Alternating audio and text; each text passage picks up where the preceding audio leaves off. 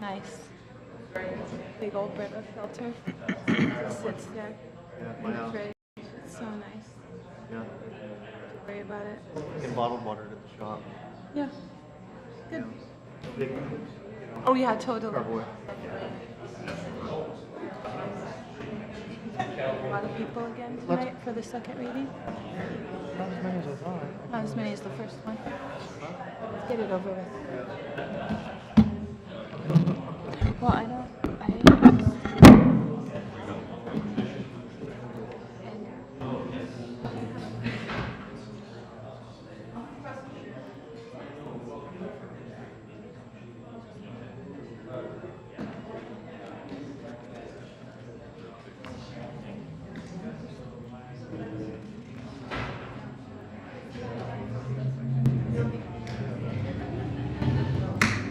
Yeah, it's easy to stop.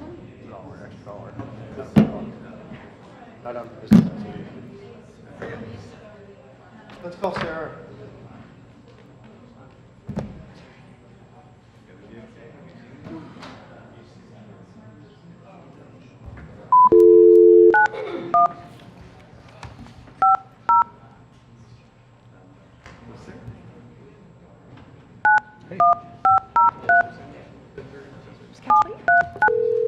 The number you have dialed is not in service. Please check the number and try your call. Sarah said she just texted me and said she's got service now. Try it again.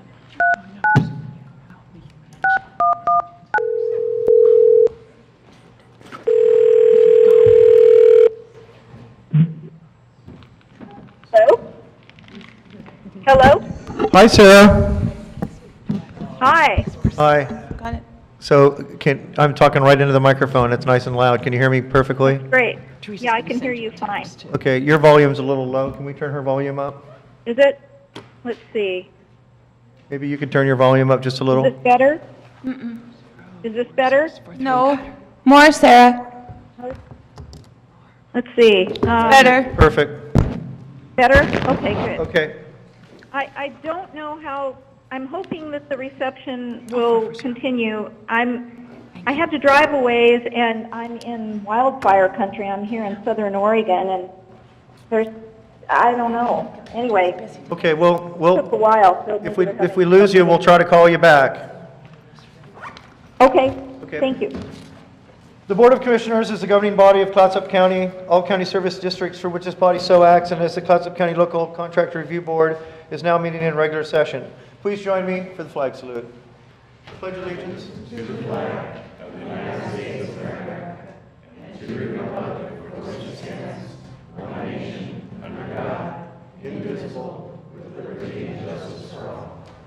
May we have the roll call, please? Commissioner Nebaker? Here? Here. Here. Here. Here. Okay, we have an amended agenda. I don't have a copy of the amended agenda. Huh? Just the right agenda? Amended? I don't have amended. Yeah, just a regular Oh, agenda. it says amended agenda approval, so I'm just, that's why I'm curious. Okay. Look for a motion to approve the agenda as presented. So moved. Second. We have a motion and a second to approve the agenda. All those in favor? Aye. Opposed? Motion carries unanimously. This is an opportunity for anyone to give a 3-minute presentation about any item on the agenda except public hearings. So if you're here for the public hearing, No, we Presentation. have a presentation on fourth quarter Oh. financials. Presentation. yeah, see, my script's, Here. Do you want mine? no, I got it. So, Please speak into the microphone. okay, Sarah. We're going to have a presentation tonight of the fourth quarter financials. Okay. Good evening, Commissioners. Good evening. So this is the fourth quarter presentation for the 2017-18 fiscal year. Please note that this is the fourth quarter, but because of the modified accrual basis of accounting that the county uses, that we continue to pay for expenditures that were occurred in 17-18 through the end of July. And we also receive revenues. So these aren't final audited numbers, these are unaudited numbers. Overall, the expenditures fell in line with the budgeted appropriations for the year, and at the end of the fiscal year, the current property taxes were 103% collected of the budgeted amount. This slide here represents the revenue collections for all of the funds through the fourth quarter of approximately $48.2 million. This excludes the beginning balances and transfers between funds. The bottom half of the slide represents the percentage of revenues collected through the fourth quarter based on the actual or budgeted amounts for the fiscal year.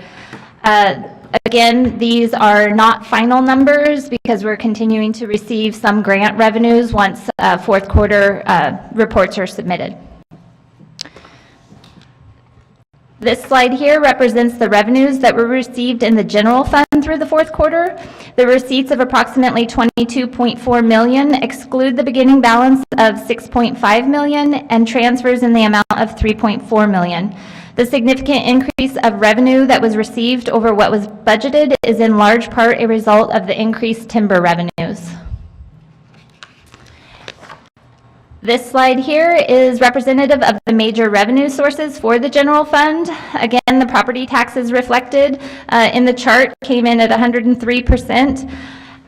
The 8.7 million was the amount collected for those property taxes, and then we exceeded the timber revenues because we budgeted the 15-year low, and so the excess will go into the general fund stabilization account. It's also, isn't it, that timber is at record levels for market rate? Yes, yes. Which brings me to this next slide, the volatility of timber revenues. And so I just, this one typically isn't in there, but I thought it was important because we did have such a high revenue year to just kind of show that this isn't always the case. The past 8 years, the volatilities show, especially even as recently as 11-12, where we only met 92% of the budgeted amount. And this includes everything that was budgeted in general fund as well as everything that was budgeted in the special projects fund. This slide here represents the payroll costs in the general fund through the fourth quarter. The total amount expended was 93.7% of the budgeted amount. The increase from the 16-17 fiscal year to the 17-18 fiscal year was approximately $885,820, and that included an additional 4.7 FTE in staffing levels within the general fund. This slide here represents all the org units within the general fund. Again, it's a little bit smushed because on the one side you're seeing the percent, and then within there you're seeing the actual dollar expenditures. So while you see at the top the county tourism funds that were expended in the amount of $157,210 was almost 100% expended. However, down next to it in the county manager's budget, it was $418,177. So it's because of the budgeted amount that those numbers kind of are all over the map.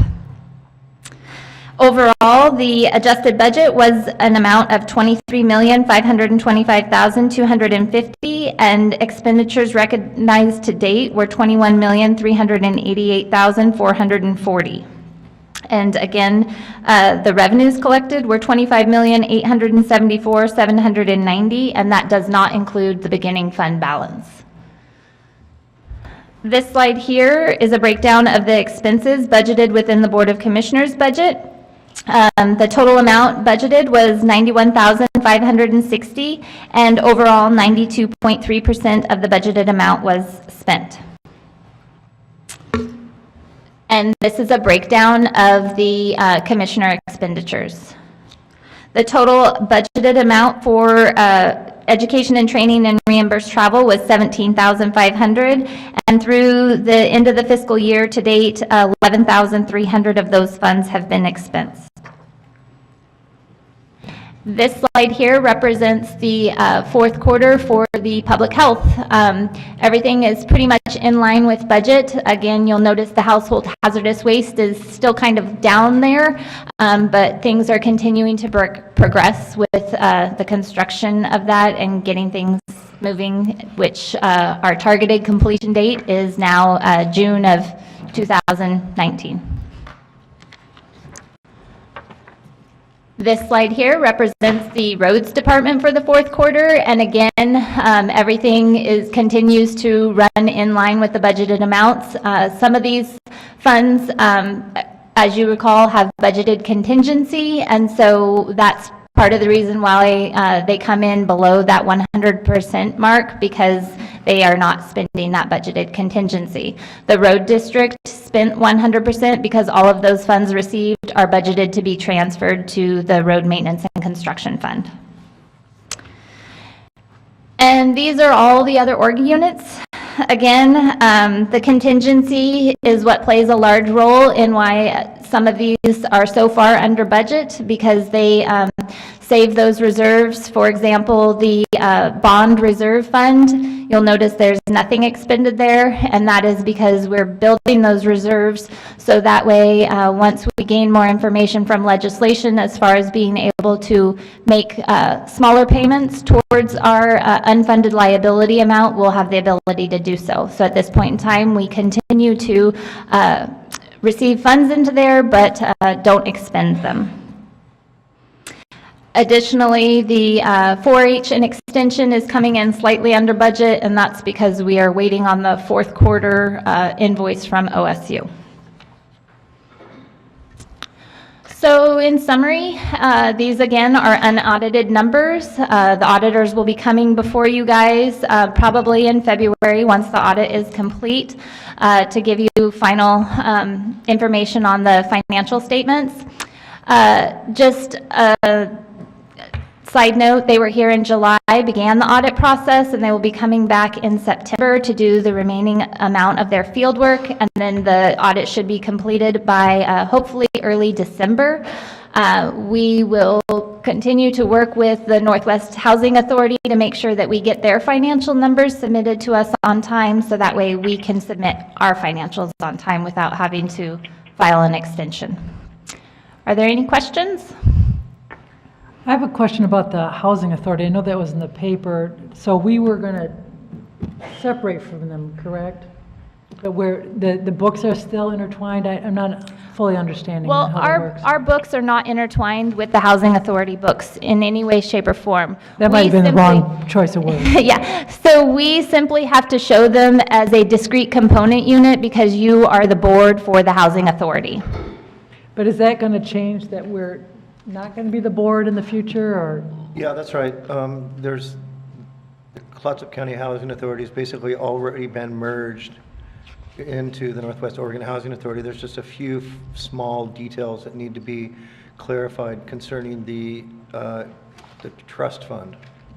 So when that process is complete, will we no longer be connected with them with our budget? Yes. At all? Yeah, so if that happens during this fiscal year, you will still have to show them most likely on your 18-19 financial statements because you would still be the board overseeing them right now, but moving forward from there, they would not have to present in our financial statements.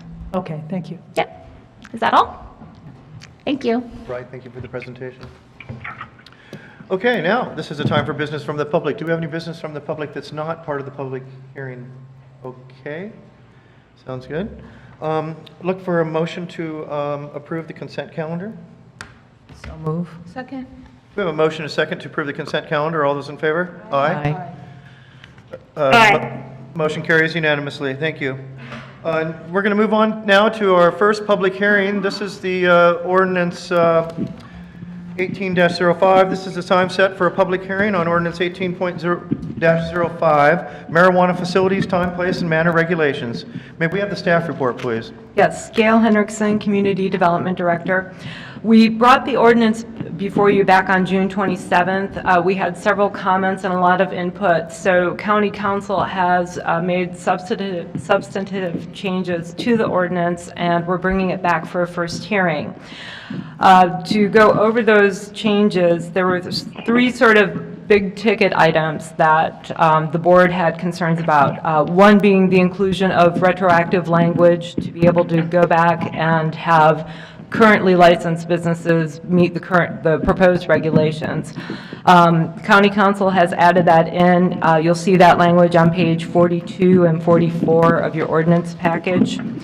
And it requires everybody to come into compliance by February 1st, 2019. The only exception to that compliance retroactivity, it would be the siting separations, because it's just not feasible to make people physically move buildings that have already been established. So they would have to comply with the odor, the noise, the lighting issues, but in terms of separation between a school or a church or anything like that, they would be exempt from that requirement.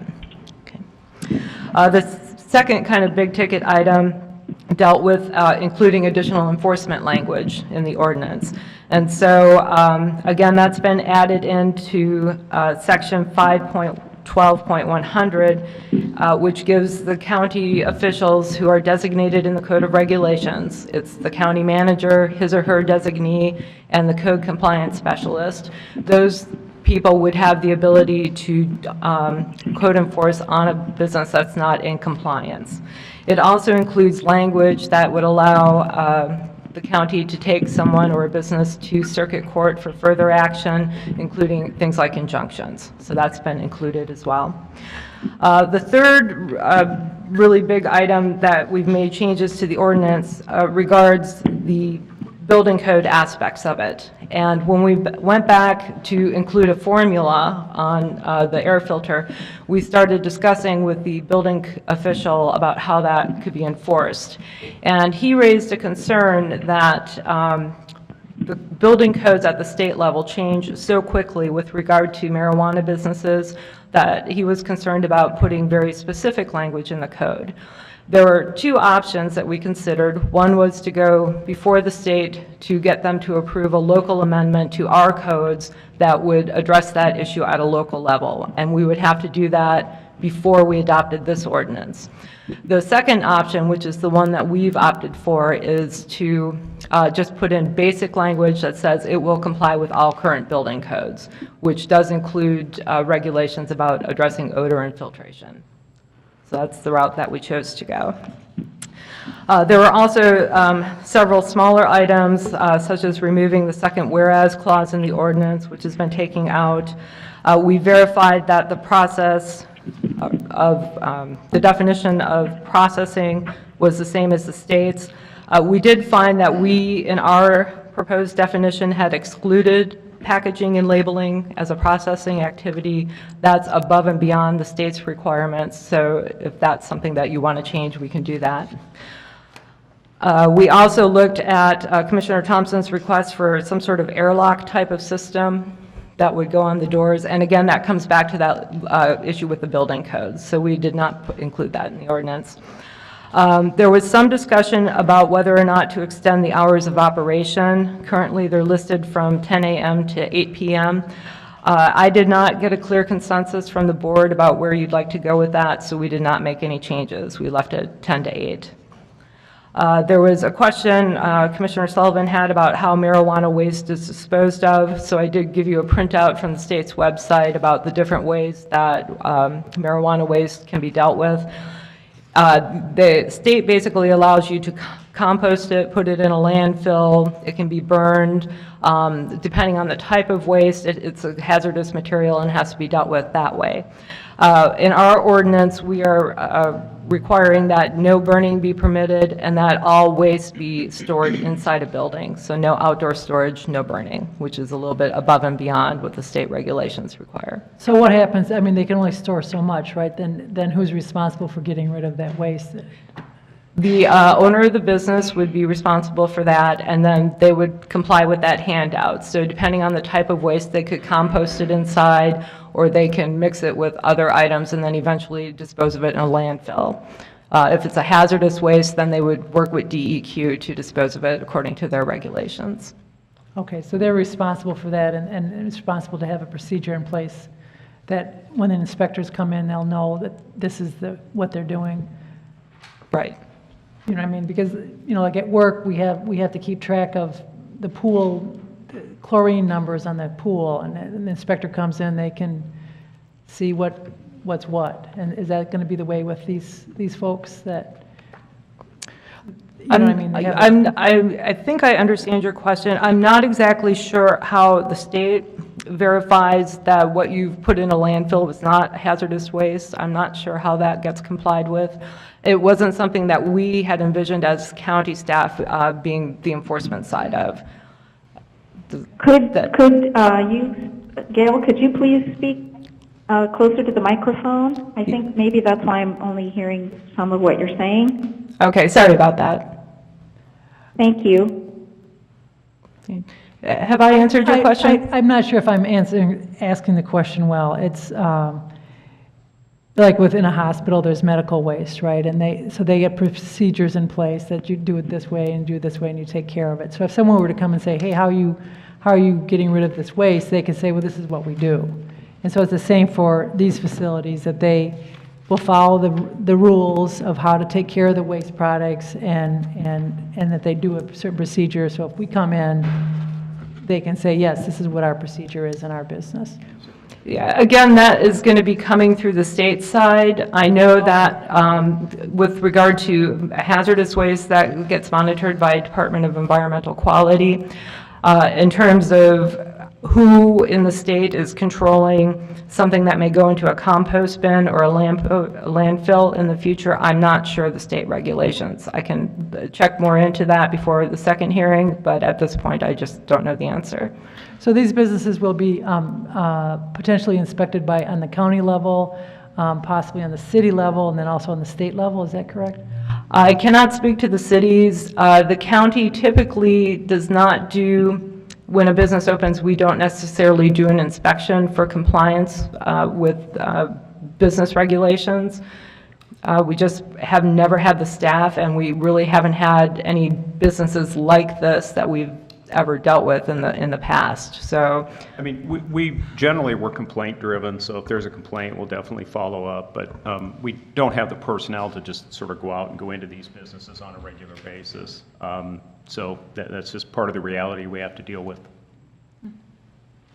Could I ask, if I may intercede, do you have a concern? I'm not clear. I was just wondering. I just wanted to get it clear in my head what that. I do have another question about this, but I don't know if I should wait till under the minimum separation distances, letter E. It's 100 feet from the residentially zoned property, unless the property has frontage on the. It talks about that, but it kind of, I didn't notice this before. Are there restrictions of having these businesses in residential areas? we do not have any restrictions currently or proposed. So we have treated it strictly as an agricultural use, which is consistent with state regulations. So in the areas that are zoned residential agriculture, where agricultural activities are permitted outright, we would just look at it as if you were growing beans or tomatoes or any other type of agricultural product. There's, from what I understand, there's like three parts of this. There's the growing the marijuana, there's processing the marijuana, and selling the marijuana. Mm-hmm. And they may not all be in the same place, correct? Correct. But you wouldn't be able to open up well, I guess there are bars in residential areas, aren't there? There may be, but I'm thinking about our residential agriculture districts, and we don't really allow any type of retail or commercial uses in there. There are some very limited home occupations that could go in, but again, the state regulations wouldn't allow somebody to open a marijuana retail establishment as a home occupation. So a retail establishment would have to go in an area that's zoned for commercial activities. Okay, that was my main concern, Okay. So thank you. Yep. If I could just say, thank you, staff, for your responsiveness to the concerns that we raised. This seems thorough and clear, and that you have really addressed every concern I had, so I appreciate all that. Okay, thank you. And I can look more into the waste management side and see if I can find additional information for you for the next hearing. And I'll take a look at this. I hadn't seen this before, so I appreciate all the work that you've done on this also. Thank you. Thank you. Sarah, did you have any questions for staff? I do not. Lisa? No, good. I've seen no further questions from staff. May we have the first reading by short title only, please? Okay, ordinance 18-05, an ordinance adopting a marijuana code for unincorporated Clatsop County, establishing time, place, and manner requirements for marijuana-related businesses. Thank you. Does any commissioner have a conflict of interest to report? I will now open the public hearing. If you wish to testify, come forward and give your name and address for the record. You will have 3 minutes. Is there any public testimony tonight? Seeing no public testimony, the public hearing will be continued to August 8th. Our next ordinance is the second reading of ordinance 18-07. This is a continuation of a public hearing on ordinance 18-07, adding a 1% transient room tax for tourism promotion and jail operations. Is there any additional information from staff? Good evening, Sheriff. Hello, Chair. How are you doing tonight? You watch my backside for me? I got you. Gotcha. Thank you. Is there any additional information you have, Tom? I really don't have any additional information other than the fact that when we went over this last 2 weeks ago, I did pull up the OUCRs, the Oregon Uniform Crime Reporting. Clatsop County is #1 in behavioral crimes in the county, in the state. It includes drugs, DUIs, disorderly conducts, things like that. #6 in person crimes, and #4 in property crimes. That's just not done completely by our locals, as we talked about earlier. There's a lot of transient people that do come and stay. I also was questioned by some other owners, hotel owners and motel owners and individuals in the public that they said, well, you know, really these people that come and spend money like this don't stay in hotels. You know, the people that spend money aren't going to go out and cause these kind of crimes. And I can name off lots and lots of issues. The Savinsky shooting, the Russian shootout, the person was staying in a hotel in Astoria. The Jessica Smith was staying in a hotel that killed her daughter and drowned her, or tried to kill her daughter, slitting her wrists and drowned her baby in the bathtub. Lady was staying in Cannon Beach. I've taken multiple meth labs out of hotels in Gerhardt, Seaside, Cannon Beach, and Astoria, and also the parks and so on. So, as to nothing happening in the hotels and that they're only nice people, they are mostly nice people, but still it's that percentage of individuals that do come here that cause just as many problems. So with that said, I still believe that we should go forward with this. And whether this jail bond passes or not, I believe firmly that the Board of County Commissioners should still continue with this tax. And the reason being is I've got a need for jail beds. If we rent jail beds, 30 of them, it's going to cost us $800,000 to $1 million a year. If we if we get the 88 beds that we're looking for through this 1%, which is the 1% tax on this has nothing to do with the bottom line. They set the room rate. The room is $100 a night. The tax comes after that, so it's 1% of whatever that $100 or $200. So it's either $1 or $2, $1.50, whatever. So minimally, this is not affecting their bottom line. I've talked to some other individuals. They're more on board, and they're more concerned now of how that money is going to be transferred to the cities. That's not really my fight. I just think this is a good option. This is a great option to help supplant the budget. And I had a great meeting today with Commissioner Thompson regarding how can we mend some fences with the folks behind us. I'm willing to sit down with them at any time and use her as a liaison to hopefully kind of mesh this all out. But I still think we need to move forward. Excuse me, Sheriff, I'm losing you. Okay, sorry. I'm just saying that I would be more than willing to sit down with the hotel motel people with Commissioner Thompson and as a liaison to try to work out the issues. But again, the need is there, and this is a great way to help fund a facility without a burden to our local citizens. Thank you for that report, Tom. Briefly, do you have any staff, any commissioners have any questions for Tom? I just want to go on the record. Those of you who can see my face see that I'm bruised. This is not as a result of a discussion with Sheriff Berg, and I just want to be clear about that. I was fixing to pop her, but I did. He did not. Okay.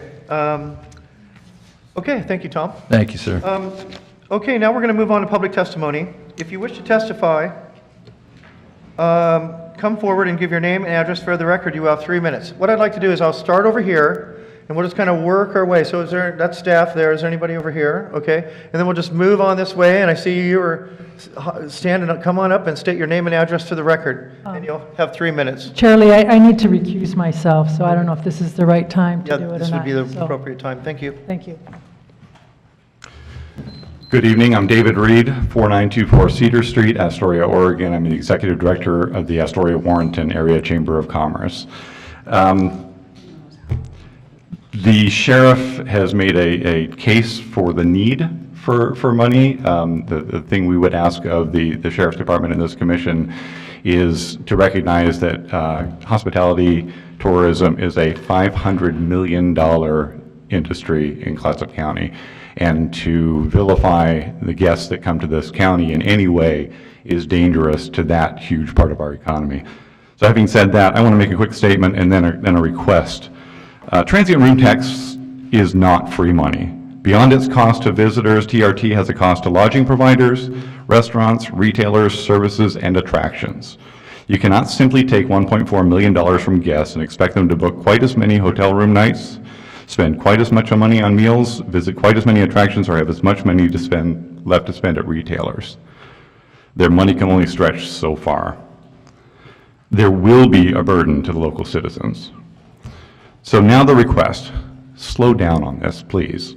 This commission may see the need to identify operational funding for this, an operational funding source prior to taking the bond to voters, but you don't need to actually enact this tax until that bond passes. In the meantime, schedule a work session so that all impacted parties can work together to determine if TRT is indeed the best funding source available, and if so, to develop a responsible plan to allocate and use the nearly $1 million in tourism designated funds generated in a way that creates a real benefit back to the lodging industry and ensures a sustainable revenue stream for the county for the years to come. Thank you. Thank you, David. Thank you. So we'll just kind of work our way across. Next, welcome. State your name and address for the record, please. Thank you. Give these letters to our friend Cameron over here. So, well, good evening. My name is Jason. Please speak into the microphone. Sure. Yeah. Good evening. My name is Jason Brandt with the Oregon Restaurant and Lodging Association. Thanks for having me here this evening.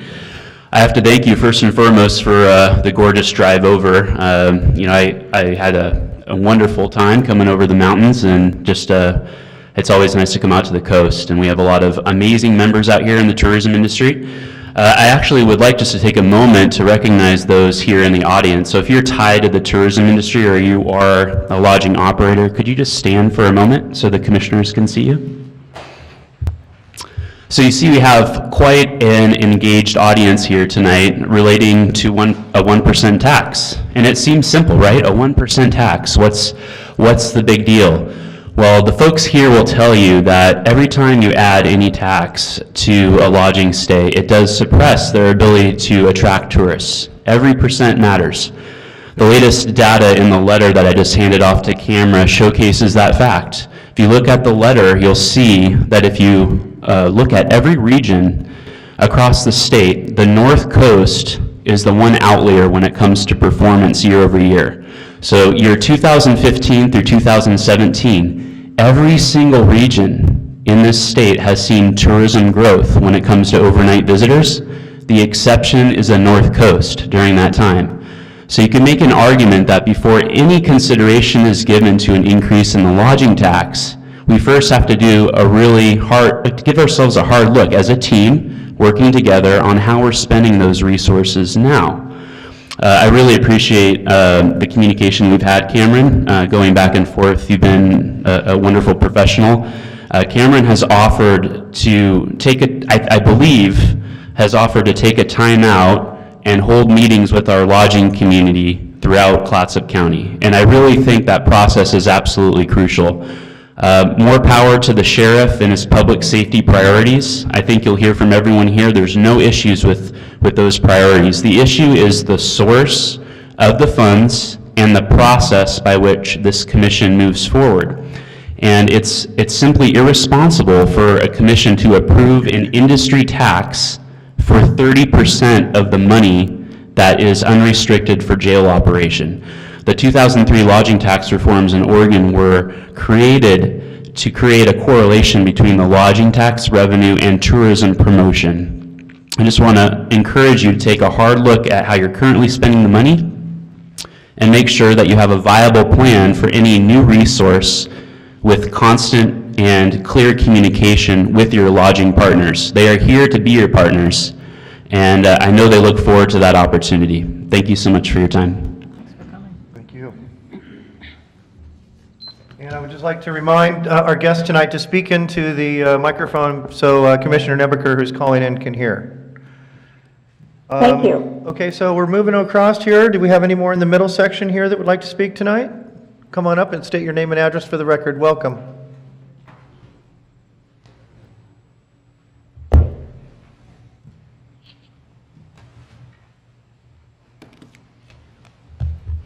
My name is Christine Cochran. I'm the general manager of the Riverside Suites Hotel in Seaside, Oregon, located at 102 North Holiday. I actually reside in Warrenton, Oregon. I would like to put a more personal face on the tax that you're considering. Many hotels are required, all hotels are required to collect tourism tax, lodging tax. Last year, we, in July, suffered a 2% increase, as you may know. So your additional 1% is a tidy sum when you put those two numbers together. So my team, like every other hotel you're here, we're the people that have to sell the idea that your 1% lodging tax is a good idea. And so what does that mean for us? Does it mean that we have to then employ less people because our sales go down? Does it mean that we're not able to attend to our businesses as well as we'd like to because our sales are down? You see the numbers before you. 2.9% drop is a big number to us. It represents jobs, it represents our communities and the quality of life for families there. So I would encourage you to dialogue with our community, with the hotel community. I think that it is highly concerning that that discussion has not yet taken place, given the history of the use of lodging taxes in Oregon, not just this community, but throughout Oregon. Sometimes taxes have been collected for one purpose, and those plans have fallen through, and the taxes continue to get collected and redirected somewhere else without lodging community involvement. So that is a very concerning element in our thinking. I would really appreciate the opportunity to discuss this further with the body at large. I sympathize with your police officers here and with those folks. I know that it's tough. I'm a member of the community too. I see how hard our police officers work in Seaside. They do a fabulous job. Same is true of Warrenton. But I don't think this is an answer that we can all live with. Thank you for your time. Thank you for coming. Thank you. So we'll work on this middle area. Anybody else in the middle area here? Come on up, state your name and address for the record. Welcome. Hello. I'm Jim Pano, the Executive Director for the Cannon Beach Chamber of Commerce. And I want to bring a little different perspective to you than what you've heard so far. Back in 2015, Cannon Beach hoteliers got together with the Chamber of Commerce and decided that we needed to have a promotion program because there wasn't one through the city. We had several conversations with the hoteliers and planned how we wanted to implement those funds before we went to the city and recommended to them to implement a new 1% tax. They agreed and implemented that tax, and we've created our promotion program, which we successfully run for the last 2.5 going on 3 years. Now those funds are being shifted a little bit, so you need to be very clear how those work when you allocate those expenditures. The point I wanted to make with this is that we had meetings with the hoteliers and everyone that was involved in this tax before we implemented it, and it was voted on, so that everybody was in agreement and understood what that was going to be used for. I encourage you to take the time, have those conversations, so that everybody can understand and be clear on what these taxes will be used for. Thank you. Thank you. Okay, we're done with the center section here. Anybody else in the center? Now we'll move over here to the left. Don, I know you're going to be coming up. Come on up and state your name and address for the record. Welcome. Thank you. My name is Don West. I'm 3361 Harrison. I'm the general manager of the Cannery Pier Hotel and the owner of the Astoria Crest Motel. I'm here to talk about fairness this evening. Is it fair to impose a tax on one business segment, lodging, when so many benefit from tourism? Is it fair to impose a tax and keep it on the books, even if the stated reason for that tax may get voted down this fall? Is it fair to ask more for those who already pay a lot of tax just because it's an easy way? I've been in the hotel business for over 40 years, and I've seen many communities throughout this country. Whenever I've seen them take advantage of overtaxing, cutting marketing dollars and budgets, or not funding them adequately, the long-term results are always the same. It is the slow downgrade of the hospitality businesses that affects us all. You might be interested to know that for every dollar that is spent on a hotel room in Clatsop County, $3 are spent in the community. That affects a lot of people and a lot of businesses. You have seen and heard tonight that the North Coast being down 2.9% since 2015, and that's an indicator. Your decision on adding tax, will it help or will it hurt those numbers? And as they drop, so will the overall tax dollars that you have available for your budgets. This is all related, business related to or benefited by tourism. Be sure you're being fair and not just easy. Thank you. Thank you. All right, is there anyone else from this section over here? How about you out in front here? Welcome, and state your name and address for the record, please. My name is Amy Gambino. I'm the general manager of the Comfort Suites, 3420 Leaf Erickson Drive, Astoria. I want to talk about the homeless community. Last year on September 25th, my hotel was set on fire by arson by a homeless transient man. And I think it's absolutely unacceptable to tax the guests that I had to displace, thank God everyone was safe, to another hotel and be down a week. The taxes, I understand, are needed for a new jail, but to use them for DUIs and drugs and stuff like that, I don't think that is our tourists. I think it is the people that are transient into town and not thinking about our community. And that's all I have. Thank you.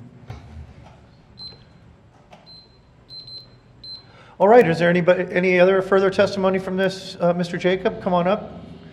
State your name and address for the record, please.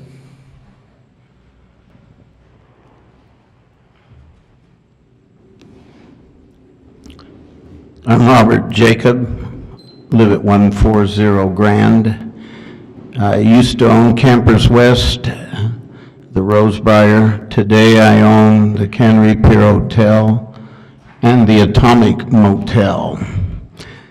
I know when they say it's $1 on 100, it doesn't sound like much, but it wasn't that long ago that 2% was raised for a conference center that wasn't built. Last year, 2% for parks. And now we're looking at 1% for the jail. I don't think any of the hospitality industry disputes whether there is a need for jail. But like everybody's talking about, we only have one taxing source, and it's been simple and easy. And it, obviously, for us, we think it's extremely unfair. And if 27% of the people in the jail don't live here, I would like somebody to show me what percentage of them were staying in motels. Doesn't mean they don't commit crimes if they stay in motels, but that's a small number when you put it together. We don't have a business tax, a restaurant tax, a liquor tax, beverage tax, taverns, lounges. We only have one tax, and we find it extremely annoying when it's the first place to look when you can't fund something. And to create this tax before the jail is even on the documents to see if it can be built is, to us, highly ridiculous. My complaint isn't how it will be spent.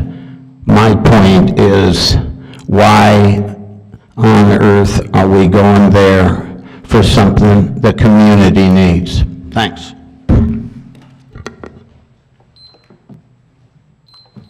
Okay, come on up, state your name and address for the record. Welcome. Thanks for having me. Chris Hafker, 687 12th Street. I have a small home state business, and the hotel tax or the transient room tax is not collected after the client is billed. And right now, there's a mechanism in place and a lot of discussion about that mechanism, but it hasn't yet been established. The city of Astoria has had a deal on the table with Airbnb to collect that transient room tax. They've declined it. So if you're a homestay operator, you pay that tax out of the gross you get from your customer. There are a lot of people who do not pay the room tax right now. And so as a homestay operator, we're competing against those people. Until a proper mechanism is installed, I find it very unfair to increase that tax. Also, I find it a little premature to add a tax for the, where only 30% is going to the jail, the 70% then goes to the city. And one of the priorities listed out at the last city council meeting is how to better prioritize the spending on that 70% that goes to promote Astoria. Until those two things are worked out, I don't want to see any increase in the transient room tax for any reason. Thank you. Thank you, and I apologize for that noise. Okay, we're going to wait a minute for some technical difficulties.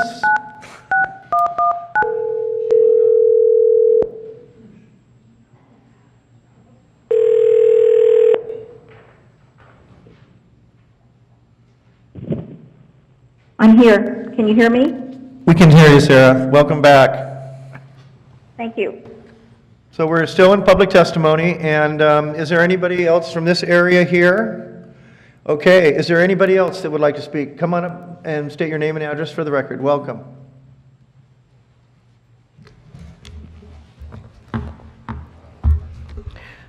My name is Loretta Maxwell, Grandview Bed and Breakfast, 1574 Grand Avenue, Astoria. a lot of the people that come to stay at my house are looking for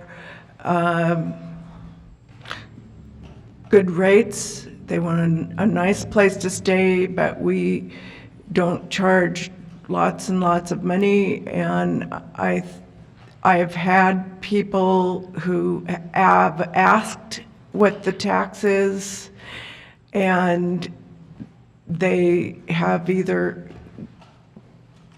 shortened their stay or they don't stay because the tax is going to make it out of their reach. And they're just normal people that want to take a vacation that don't have a lot of money. We also don't allow people to bring alcohol into the house. They can do what they want out, at dinner or whatever, but we ask them not to bring alcohol into the house.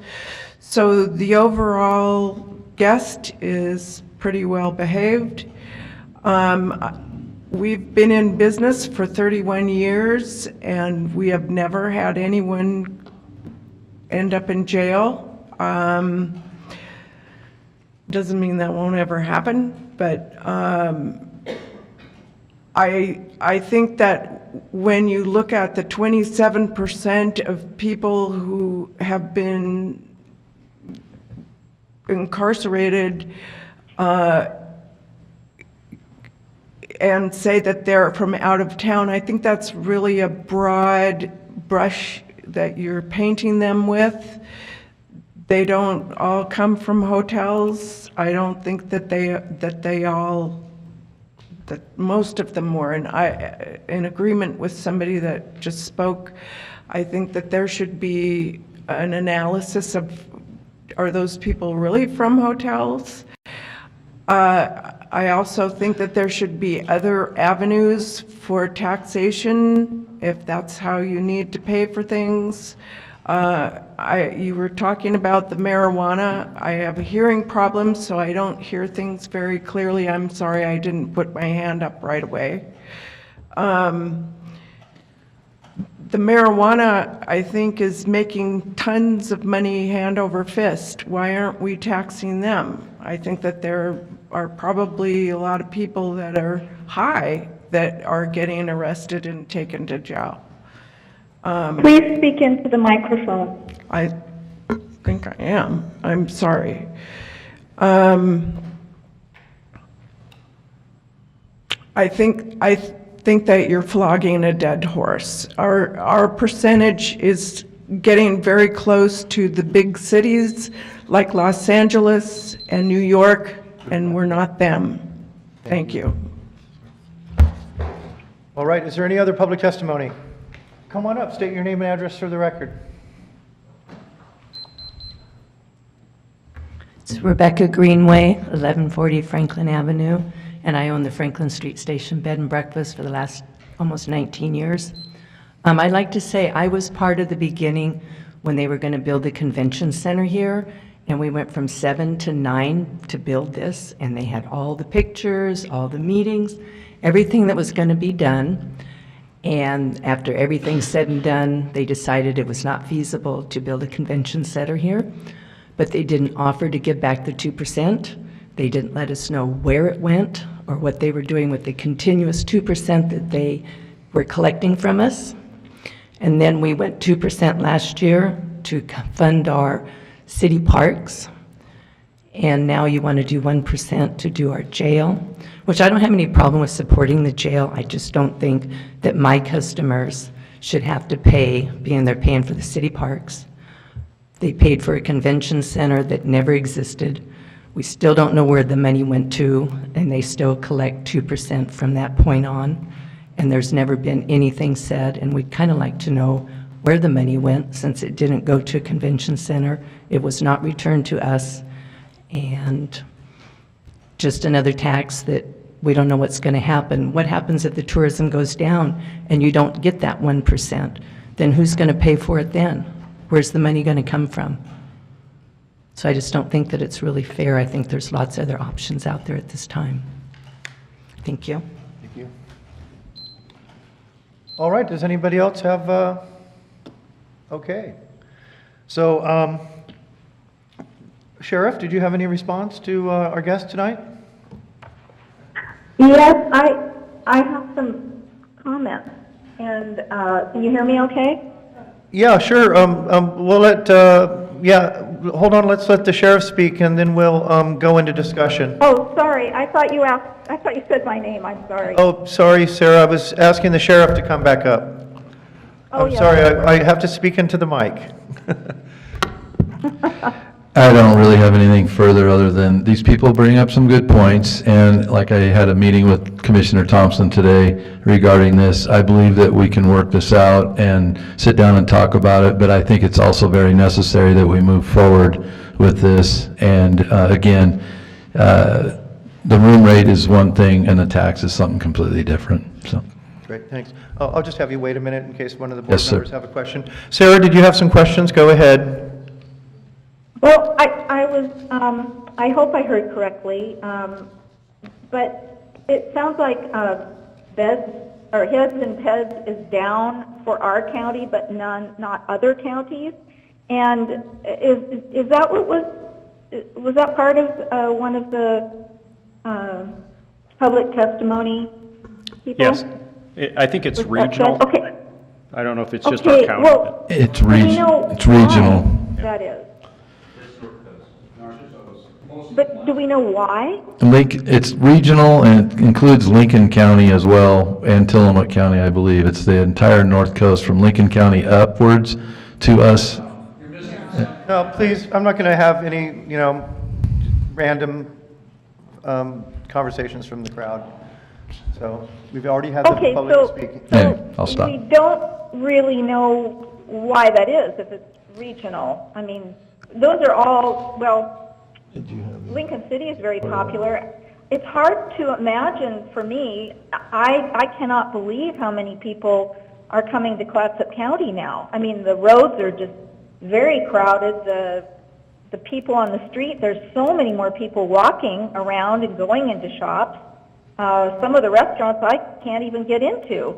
And so unless these people are just coming for the day, I don't see why it's down. But I have to support the sheriff's assessment of there are people who do commit crimes, and they are not all people who live here. A good portion of them come from elsewhere.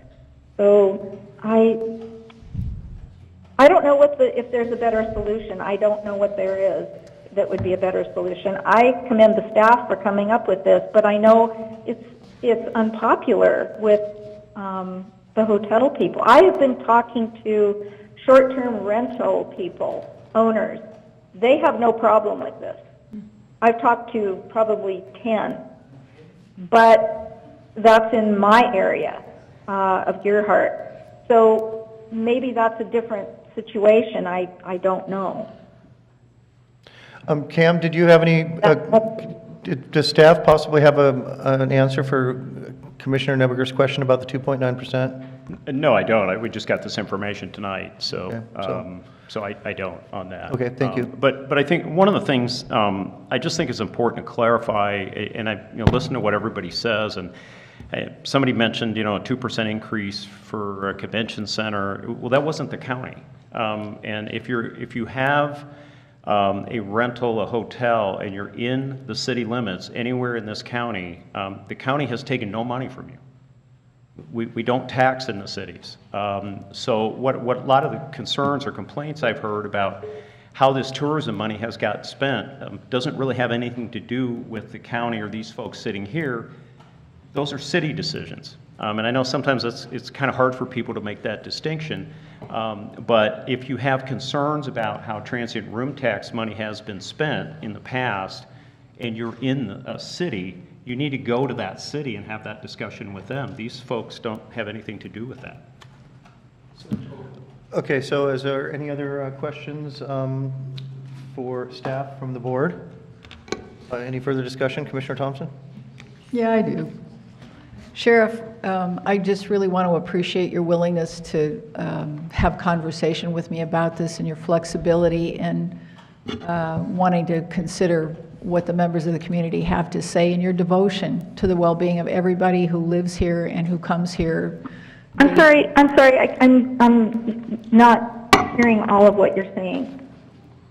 I'm a little impaired tonight. I'll do my best to be more responsive, Commissioner Nebaker. Sheriff, I appreciate what you do for everybody. I appreciate your devotion to the well-being of the people who are here. My concerns with this tax, I heard several concerns about the process and about the fact that we want to, regardless of what any other jurisdiction has done, we want to keep faith with the voters about Clatsop County government. And it really is compelling to me personally when people say, why not wait until after the election to see what happens with the jail levy? I know you disagree strongly with that point of view, and I respect your opinion. I do like the idea of continuing the community discussion to determine public policy for the revenues.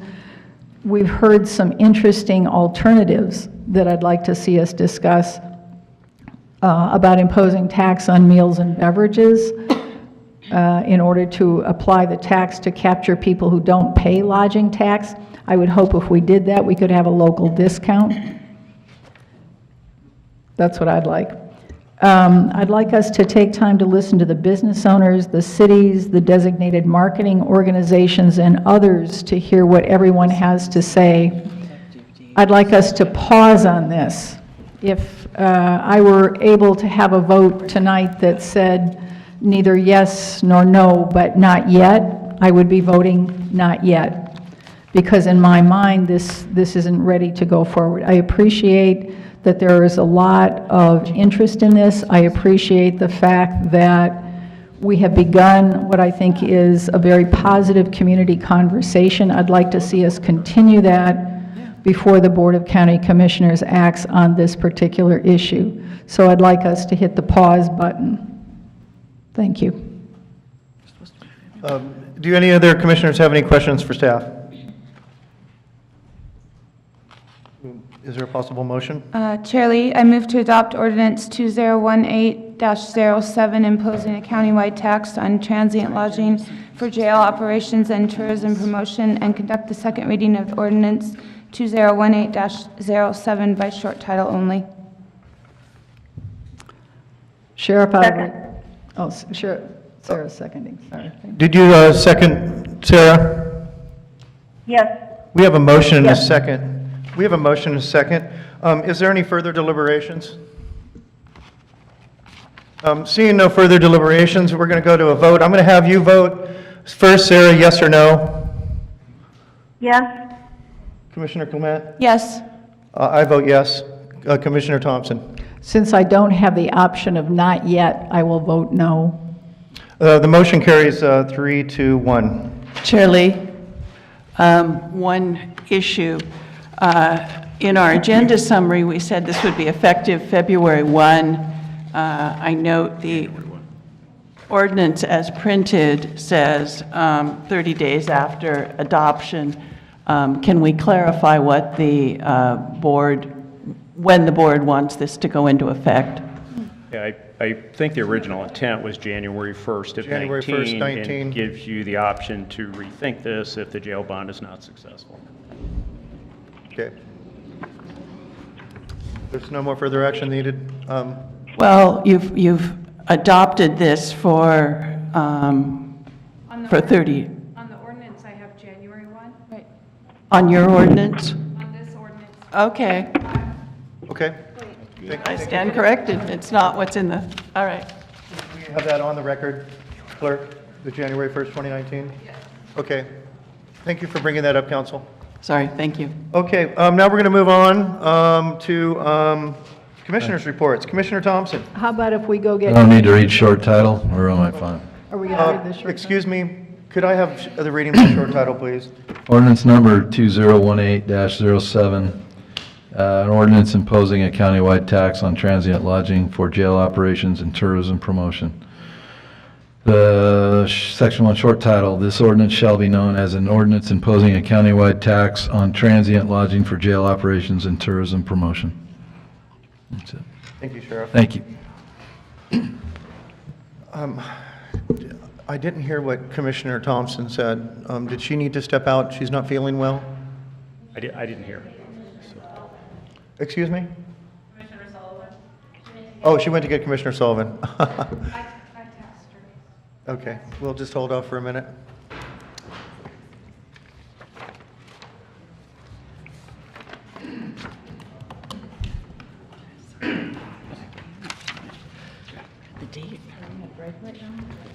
No, we're just kind of waiting for you to come back, and Commissioner Thompson, thank you for, and now we're going to move on to Commissioner reports. Commissioner Thompson, would you like to go first, or did you want to? Sure. Go ahead, thank you. COLPAC, Columbia Pacific Economic Development District. It's part of how we do economic development regionally. Clatsop County is one of the partners. I'm vice chair. I was reminded I'm vice chair of COLPAC. It's a wonderful organization that tries to look broadly and act specifically. It's a joy. It's a joy to work with people who are committed to generating the revenue that pays the bills. Part of what we do is to publish what we call the CEDS, the CEDS, the Comprehensive Economic Development Strategy. It's 42 pages long, and if anybody's really interested, I'm happy to share this. It's good information. It's a guideline for going forward. Part of the group that meets usually at the same time is Northwest ACT, the Northwest Area Commission on Transportation. We did not meet COLPAC and Northwest ACT this particular time because the following week, the Oregon Transportation Commission came to Seaside for the first time in a decade. So City Councilor Tita Montero from Seaside and Columbia County Commissioner Henry Highmiller and I welcomed them and urged them, both specifically and generally, to look at the needs of transportation in this region. When I heard that transient occupancy was down 2.9%, I had to wonder if it was because our traffic system wasn't saturated with vehicles. That's just what I wonder. I also, in case anyone is interested, I have the charter for Northwest ACT and the bylaws. So again, lots of information. I also sit as a public member of the Community Action Team up in St. Helens. That's another regional organization, Tri-County, Columbia, Clatsop, and Tillamook County, deals with, it's one of the old-time war on poverty agencies, the community empowerment to help people become self-sufficient and work their way out of poverty. Because in my experience, having been a public assistance caseworker for a number of years, government subsidies are sometimes necessary, but they're unfortunate when we have to give people money for doing nothing. It's why I'm so devoted to economic development, because I want people to have the opportunity to use their skills to contribute to their community, to build their self-esteem, and to be able to be economically self-sufficient. What the Community Action Team does is have programs for community development, housing, self-help housing, housing rehabilitation, emergency housing, child and family development, Head Start, energy services program, senior respite and veteran services program, and disaster recovery program. What Community Action Team did this week, and I do have a copy of their constitution and bylaws, was to do the beginning of a strategic planning process. And so in looking at the whole strategic environment, doing an inventory of community needs, and then focusing the agency's programs and personnel and its board oversight and interest on the specific needs of the community and how the agency will meet them. I think that's an extremely valid way for a public body to proceed, and I would like to see us do the same thing. Yesterday, I participated in the Northwest Health Preparedness Organization. It's an HPO. There's a Coastal Partners meeting. Again, we're looking at strategic evaluation and response to look at all kinds of hazards, natural events, human-made events, facility and technical events. There's an emphasis on hospitals, but emergency preparedness people come, public officials come. It's a wide-ranging group. Again, we're looking at systems, because when we want to be healthy, resilient communities, we have to look at systems. If you're hungry for reading, this is quite a long booklet here. I have some of that too. The point is, Clatsop County's at the table as our local and regional partners look at issues that concern our economic and community vitality. The CEDAR, the Clatsop Economic Development Resources Board, met yesterday. The board met. Kevin Leahy's in the audience. Kevin, it's such a joy to work with you and to do the good work. It's somebody's working capital and somebody's effort that produces the revenue that gives us the money to spend on taxes, from taxes into programs that yield services that make a difference in our communities. Then this afternoon, after I had the opportunity to meet with the sheriff and Lieutenant Phillips, we had the CFEDC, which, as you probably know, is the Economic Development Committee that deals with forestry issues. October 17th, Kevin? October 17th is the Community Leaders Tour. It's an extremely, I want to say, illuminating experience. I learn something new every time I go, because it isn't a repetition of the same tour. It's a chance to learn about silviculture, because they don't just go out and whack down a few trees. There's an enormous amount of research and science and thoughtfulness that goes into producing the revenue that we're able to spend. You saw, if you were here, that we have millions of dollars that come in not only from the property taxes on the land, but the revenue from the timber harvest.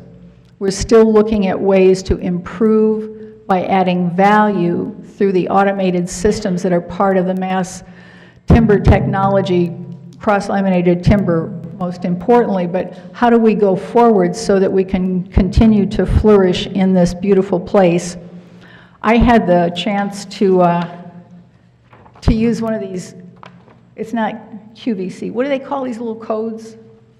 QP. You know what I'm saying. I didn't know I had to turn on the camera on my phone to use them, but these are really slick. It's easy. So if you want to come to this, it's really, it'll make you smarter and happier, because it's wonderful to be in the beautiful Pacific Northwest, but to be out in the forests in the beautiful Pacific Northwest, that's the best of all possible worlds. So that's my report. Thank you, Commissioner. Commissioner Sullivan. Thank you. First, I'll go into the future. Brownsmead Grange is going to have their third annual seafood and crawfish boil. That's going to be Saturday, August 4th at 6 p.m. And you need to go and buy a ticket online. And just put in Brownsmead Grange, and it'll bring you up to their Facebook page, and you can purchase, I believe it's $25 for adults. Also that week we have, and I'm not going to steal the thunder, Lisa's thunder, but 4-H is coming up in the fair, and I will be serving beef on Saturday 4th before I go to the crawfish boil. Beef and crawfish? It's going to be a surf and turf day. The other thing is, last week I attended the final advisory committee they're exploring designating the Nehalem River, 17 miles of the Nehalem River, to be a scenic riverway. There are about 10 to 12 stakeholders on the advisory committee, and we had 2 meetings. Then there's going to be a public meeting. There's already been a public meeting in Tillamook. There'll be another public meeting in Clatsop County, either in August or September, and we encourage everyone to attend. And then it goes back to the State Parks Board Department, and they will make a determination. and then that goes to the governor. So it's a long process, but when they did a survey of the people in Oregon, the Nehalem River, this stretch of Nehalem River was one of the top 5, if not the top 3, of folks wanting it to be protected. It's been an interesting process, and I'll be happy. You can go right online and just go under Oregon Scenic Rivers, and it has a lot more information than you may want to have. There are already, I think, 22 rivers in the state of Oregon. This program began in the 70s. So check it out. It's interesting. And I will let you know when we have the meeting. As soon as they let me know, I'll let you know. The other meeting that I attended was the Board of Forestry yesterday in Salem. And first, I'll talk about the fires. I'm getting these. I imagine you guys are getting these also, these reports. I believe Oregon still has one of the #1 wildfires in the country. We are going up close behind Alaska. We have 13 wildfires. They have 15. There's already been over 20,000 acres burned. And 80% of Oregon is considered to be in drought conditions. So it's a tough situation, and they know that the worst isn't even here yet, because what they were saying at the meeting last night is there's still a lot of green in the forest that hasn't completely dried out like it will be in August and September. So let's just wish all of our firefighters the best. And I know there's already been one loss of life by a citizen. And I believe our county emergency manager, Tiffany Brown, was called out in one of the fires. Is that correct? Yeah, she was back today. Back today. So and one of the things that they stress in there is because it's enormously expensive to fight these fires. And even though the state of Oregon is insured under the Lloyd's of London, they keep talking about that too, but they have a collaboration system where they work statewide with many different agencies to come in and help. And I know the National Guard is already out on these fires. So we'll keep those in mind. And then the other is that what the point of, well, from my point of view, there's a list of things that the Board of Forestry dealt with yesterday, but one of them was we are in the process of possibly changing the forest management plan. And one of the first things that they wanted to do was to update the principles, which is what the plan is based on. And they added a new principle this year, and what it was on climate change. And it passed, and we're very happy about that. And when I went up there and spoke for my 3 minutes, I supported the climate change principle because I think there's more than enough evidence out there that we need to start paying attention to this and putting this in our plans. And fortunately, the Board of Forestry agreed. I also made a pitch for that Clatsop County still believes in the greatest permanent value, that we believe that forests are for revenue and recreation and habitat, and that we are still supporting the Habitat Conservation Plan. It's a three-step process. We're still in the first step of it. They got the money for the original step, but I encourage them to keep working on that we think that's very important, particularly with the Coho lawsuit, and that we just need to keep moving forward on that. I had written this down, and then I didn't bring it to the meeting. So the Habitat Conservation Plan, recreation. It was interesting when I went on the Nehalem River last week. We took a tour of the river, and doggone it, Dan Goody and Ty Williams did part of the tour, and then Kate Skinner did part in Tillamook, and they reported that almost on all of that, the campgrounds were at full to capacity. And I think we're at one part in where there's a railroad, which we talked about the Salmonberry Trail. That was also brought up at the Board of Forestry, that I see some people in here that may know about the Salmonberry Trail in terms of tourism and recreation. They're excited about that, but of course the big issue is where is the money going to come from? And their plan is it sounded like they had the Tillamook Heritage Fund that supports a lot of this. a lot of different things that they do, like the Forestry Center down in Tillamook. But they're looking at the spots that are easily to be developed now and getting the money and then building it out, and hopefully over the years to connect them all. But I think it's very important, and I made this point, that it's very important that we respect the social and value of forests and green spaces, especially as our population moves to more urban centers. That it's, as we have seen this week with the heat in Portland, how many people come out to the coast.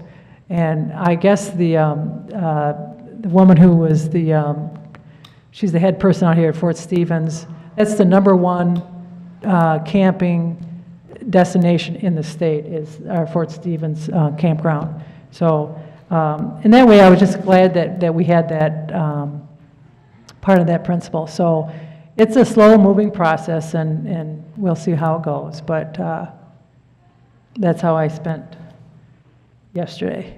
And I'll just give you one more plug. I was able to go see the documentary on Mr. Rogers.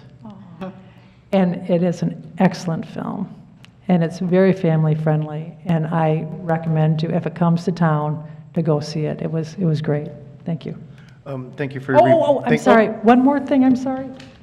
Tomorrow I have the board meeting for the Northwest Senior Disability Services, and I know this has been a long meeting, but I'm telling you, those folks are doing really, really terrific things.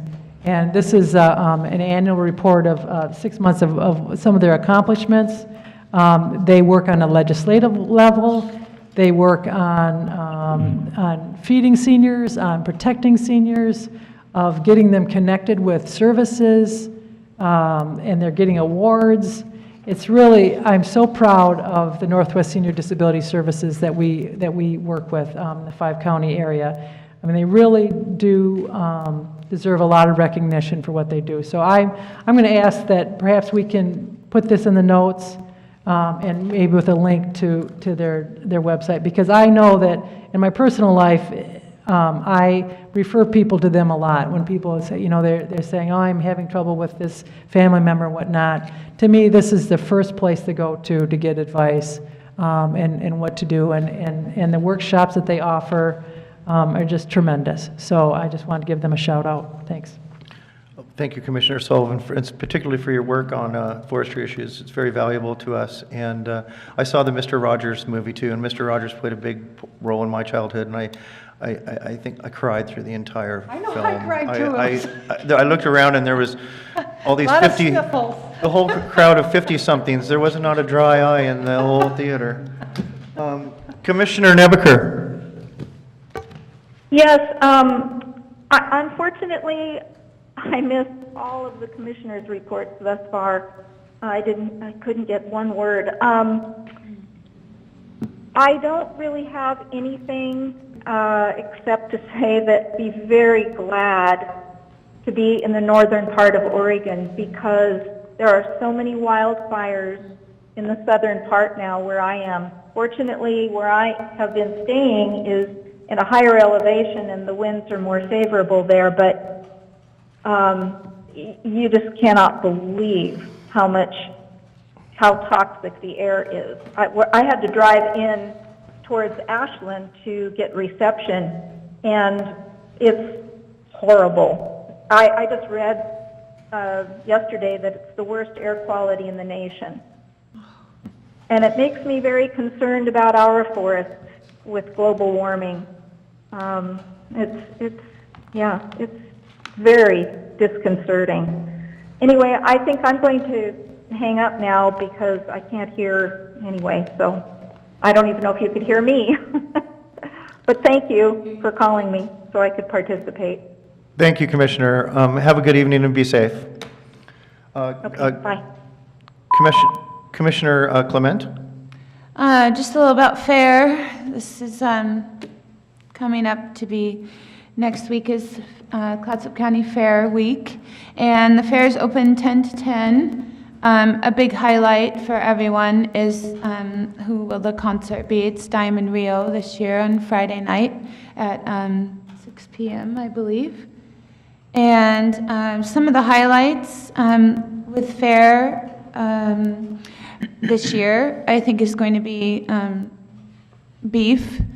We had to, during pen setup, bleed the beef pens into more of the arena area, so we had to redesign things because there's so many beef this year. So that's kind of exciting. There's also always a record number of market swine. So the kids are a little bit antsy, I think, because they're worried that all of their market swine might not get sold due to there being a lot of beef. So we're really trying to get the word out for the community to really support the junior market auction. These kids work so hard all year raising their unbelievable high quality livestock and great meat for people, and it's such a great opportunity for people to go in together and buy a whole pig or a whole cow with a number of families and support Clatsop County youth and really healthy and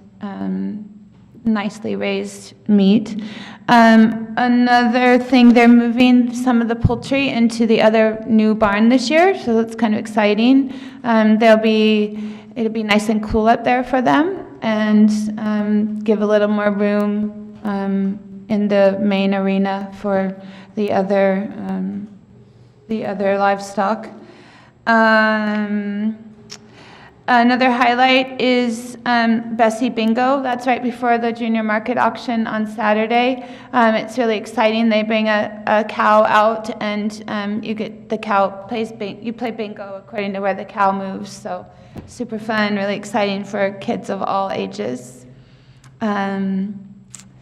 Let's see. There's a rock climbing wall this year, and Jeep races, and a lot of animals to see, and a lot of, if you have questions, a lot of kids walking around with answers for you, and can't wait to tell you all about it. Another thing kind of regarding Commissioner Nebaker's report on wildfires, my son last week was at a Steens high altitude mountain running camp, 78 miles up in altitude from Burns, Oregon, and kind of an uninhabited place on the top of this mountain. And he came back, most of his clothes were, I didn't have any communication with him, and no running water, no restrooms, just a lot of running. One day they ran 30 miles and pretty amazing terrain. But all of his clothes smelled like fire. And I wasn't able to communicate with him. He's young, but all of them are young, 13 years old, and being without him for that long and not knowing what was going on, but then coming back and having everything. And then I said, John, why does everything smell like fire? And he said, well, there's fires all around us. And he said one day he was just like coughing in the morning, and it was like smoke coming out. So there's a lot of things going on, and a lot of, some of it I understand how it works, and it's good for the forests, but the air quality is something that's really concerning, and I sympathize with what's happening, and I hope that, it's nice to know that the fire in Jefferson, I believe, County? Joseph County is now controlled, so hopefully those folks can get back soon. That's my report. Come to the fair if you can. All right. I need to talk about Northwest Oregon Housing Authority. You may have seen the paper where the executive director was put on paid leave, and the executive director has begun an investigation of possible wrongdoing. The assistant director also made some accusations against the executive director, Todd Johnston. The Board of Commissioners, on advice of council, is retaining an investigator to follow up on the allegations by the assistant director. And so that's pretty much all I can say about it. And until the investigation is complete and the report is made to the board, there's not much information to share, except that I wanted to be clear that I, as a member of as the chair of the Northwest Oregon Housing Authority, take these allegations very seriously, and so as does the board, and I can say that the board is working with the executive director and the investigation team to get to the bottom of this, and I will report any of the findings at future meetings. And that's all I have. County Manager Moore. Yeah, I just, 3 items. One of these is, well, they're all things you've heard about in the past, but I know we've talked, it seems like for almost a year, about the Columbia River transition funds. I'm happy to say that I think we'll at least start reaching out to fishers in the area next week about their eligibility for funding. You may recall this program was put in place by the legislature several years ago, I believe 2013, 14. This was in response to changes in fishing regulations on the Columbia. And so it either caused people to have to fish in different places than they normally fished, or fish in different ways. They had to purchase different equipment. And so the legislature set up a fund to provide compensation either for those that suffered economic harm because of the change in policy, or those that had to purchase new gear to comply with the policy. The only eligible applicants for these funds are Oregon counties, and for reasons which I don't know, but no counties have gone after these funds. They've been sitting there for years. So we started the conversation probably actually about a year ago, probably last August or so, with the Department of Fish and Wildlife. Just got sign off maybe 2 weeks ago for our plan as to how we want to distribute these funds. So again, we will start reaching out. We'll get a press release and some other public information out about this next week. But happy that we're finally able to get this going. The sad part of this is this $500,000 was appropriated several years ago. My understanding is there were 2 additional annual appropriations of this. So at one point, apparently, there was $1.5 million available. But since the money went unused for several years, the legislature swept that back. So right now, there's only $500,000 available. There's hope that if we can get this money out and get it distributed, that the legislature may in fact appropriate additional funds in the future. So that's one of the things we're hoping for. Another item which I know you've all heard about, but we're well underway with the countywide housing study. We do have the second meeting of the Technical Advisory Committee with our consultants, not next week, but the week after, and I don't remember the specific date, but I know it's that first full week in August. And again, we're still anticipating completion of that project, probably October, maybe November. So, we're getting there and making progress. And then the last thing, again, I know you've heard about this issue before, but the City of Astoria, you probably saw this in the media, but they're moving forward now with the enterprise zone that we've talked about. That because there are other entities involved in that, it requires the port, the City of Warrenton, and the Clatsop County Commissioners to sign off on basically including Astoria in the enterprise zone. They had chosen not to, apparently, a few years ago. So we anticipate that coming before you probably in August. So The entire city of Astoria? Excuse me? How much of Astoria would be included? You mean just, I guess I don't understand. Well, when the enterprise zone was originally set up, Warrenton and the county participated. They designated properties in the enterprise zone. The port properties were not in the enterprise zone, and neither were properties in the City of Astoria. So they've just decided now they want to add and come into the enterprise zone, and so they're designating the properties within their boundaries that they would like to be included. The port is? The port and the city, because this would take in Tongue Point. There's some exciting developments going on at Tongue Point, and I think this enterprise zone, would really be beneficial to those business developments out there, and I think that's largely what drove the City of Astoria's interest in getting into the enterprise zone, so they could provide enterprise zones to the businesses investing money out at Tongue Point. So does that help? Helps some. I guess I'll need to see the staff report on that. Yeah, so the the map. plans So are complicated with a lot of moving parts. yeah, I mean, I would need more information. Yeah. So that's it. Thank you. Meeting's adjourned. Thank you, everyone. Have a great night.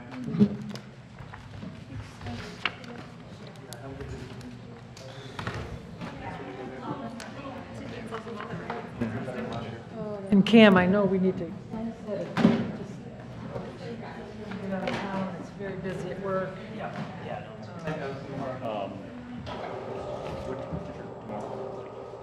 Tomorrow I can't.